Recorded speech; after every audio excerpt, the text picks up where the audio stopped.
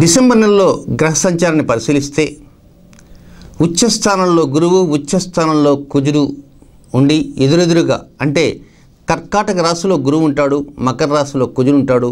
ఈ రెండు గ్రహాలు కూడా ఒక గ్రహంపై మరొక గ్రహం పరస్పర వీక్షణ ఉన్నదన్నమాట.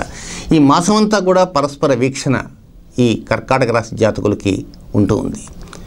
ఇతర గ్రహ సంచారాలు కూడా కొంత వ్యతిరేకంగానూ కొంత అనుకూలంగానూ ఉన్నాయి. కనుక ఒకసారి ఫలితాలను కనుక విశ్లేషించుకుంటూ పోతే డిసెంబర్ నెలలో మొదటి వారంలో 1వ తేదీ నుంచి 7వ తేదీ వరకు వివాద సంబంధమైనటువంటి వ్యాఖ్యలు ఎవరన్నా కనుక చేస్తే మీ పైన మీరు తిరిగి ఆ వ్యాఖ్యలపైన స్పందించవద్దు. ఏదో అన్నారంటే అన్నారు, అంతవరకే. మౌనంగా ఉండటానికే ప్రయత్నం చేయండి, సంయమనం పాటించండి. తిరిగి వారు చెప్పిన దానికి విమర్శించడం కానీ దూషించడం కానీ ఇలాంటివి చేయకుండా ఉండటం ఎంతైనా ఉత్తమోత్తమం.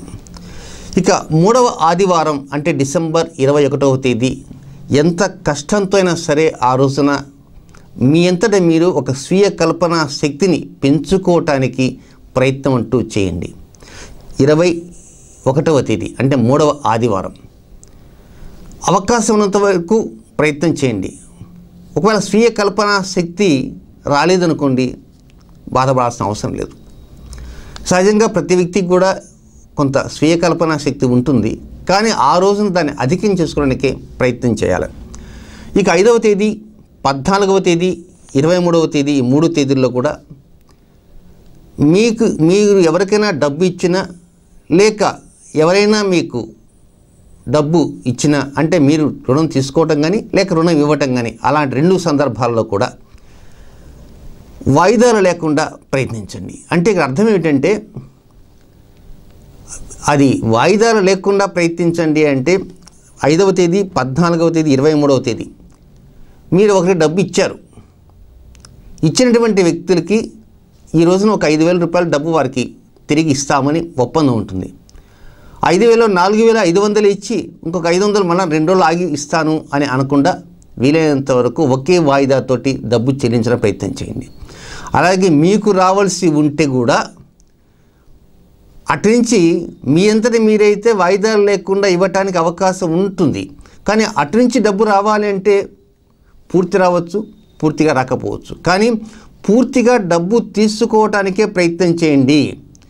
ఒకవేళ మీకు రావాల్సిన సొమ్మే ఉంటుంది, అతను 4,500 రూపాయలు మీకే ఇస్తాడు, 500 రూపాయలు తర్వాత ఇస్తాడు అనుకో, తీసుకోకండి. నాయన ఒకేసారి మొత్తం సొమ్ము ఎత్తుకుంటురా. ఇలాంటి సందర్భంలో మీకు ఒక ఆలోచన కూడా రావచ్చు. అదేమిటంటే, అసలు ఆ వ్యక్తి డబ్బు ఇవ్వటమే గగనగండం. 4,500 రూపాయలు తీసుకొచ్చాడండి, మిగతా 500 రూపాయలు ఒక 4 రోజుల తర్వాత ఇస్తాడు.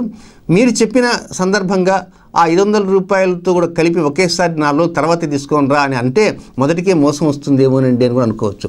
అలాంటి వ్యక్తులు ఉన్న సందర్భాల్లో తప్పకుండా వచ్చిందే జమ. కనుక అలాంటి సందర్భాల్లో మీరు వ్యక్తిగతంగా ఆలోచించుకొని తగు నిర్ణయం తీసుకోండి. కానీ ఏది ఏమైనప్పటికీ కూడా 5వ తేదీ, 14వ తేదీ, 23వ తేదీ రుణ సంబంధమైన అంశాల్లో వాయిదా తీర్మానాలు వద్దు. వీలైనంత వరకు ఒకే పంథాలో తీసుకునే విధంగా ఉండాలి.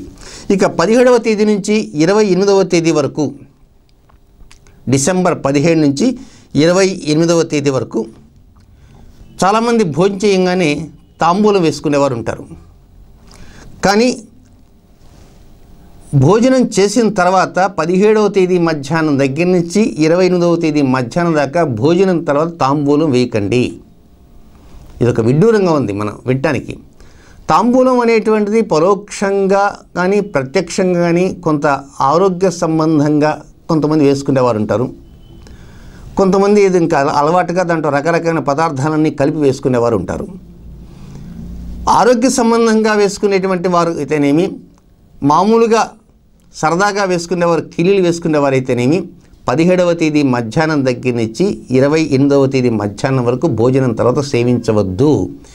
ఇది ఒక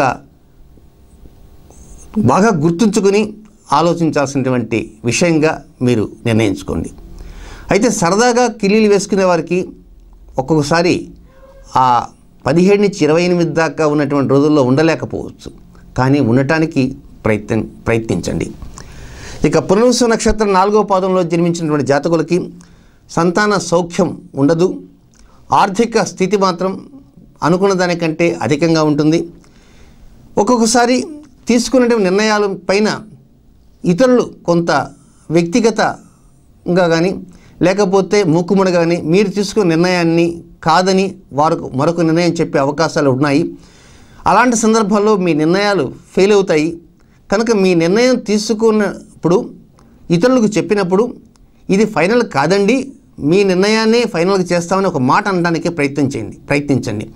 ఏం చేతంటే మీరు రెడీ చేసుకొని అన్నీ సిద్ధం చేసుకొని వెళ్ళిన తర్వాత అవతల వ్యక్తులు ఇది బాగలేదండి అంటే మీకు కొంచెం బాధాకరంగా ఉంటుంది.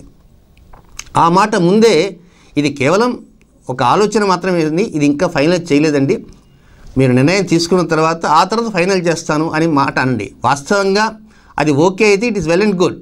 ఓకే కాలేదనుకోండి, ఇంత కష్టపడి ఒక ప్రిపేర్ చేసి ఒక నిర్ణయం తీసుకొని వెళ్ళిన తర్వాత అవతల వాళ్ళు నెగిటివ్ అప్రోచ్లోకి వస్తే మీ మనస్సు కొంత ఇబ్బందికరంగా ఉంటుంది, బాధపడతారు.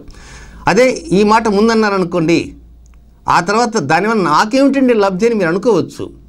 కానీ ఇంత కష్టపడి తెచ్చిన నిర్ణయాన్ని చూసావా మనం ఒక్క మాటతో తీసేసాం అని అవతల వారు కొంచెం కాలర్ ఎగరవేయవచ్చు. ముందే ఈ మాట అంటే వారు ఆ మాట అనకుండా ఉండటానికే అవకాశాలు ఉంటాయి. కనుక పరోక్షంగా వాళ్ళని ఇబ్బంది పెట్టే అవకాశం మీకు దొరుకుతుందన్నమాట. అందుచేత మీ నిర్ణయాలు ఫైనల్ అయినప్పటికీ కూడా ఆ మాట అనడానికి ప్రయత్నించండి. ఇక మాతృ అంశాలపై మంచి ఆలోచనల సరళిలోకి వెళ్ళిపోతారు. 27వ తేదీ, 28వ తేదీ, 29వ తేదీ, 27, 28, 29 మాసాంతంలో. ఈ మాసాంతంలో ఉన్నటువంటి ఈ 3 రోజుల్లో కూడా మధ్యాహ్న సమయంలో భోజనంలో పులుపుని వాడవద్దు. 27, 28, 29.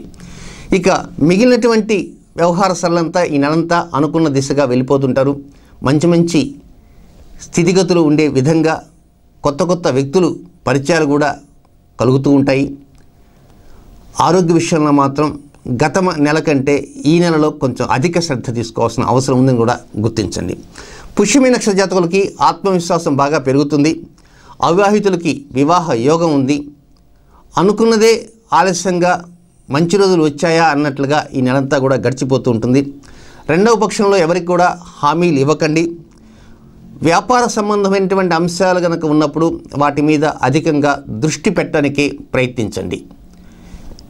ఇక పుష్యమి నక్షత్ర జాతకులకి ప్రధానంగా వివాహమైనటువంటి వారు భార్యాభర్తల మధ్య కలహాలు రాకుండా జాగ్రత్త పడండి.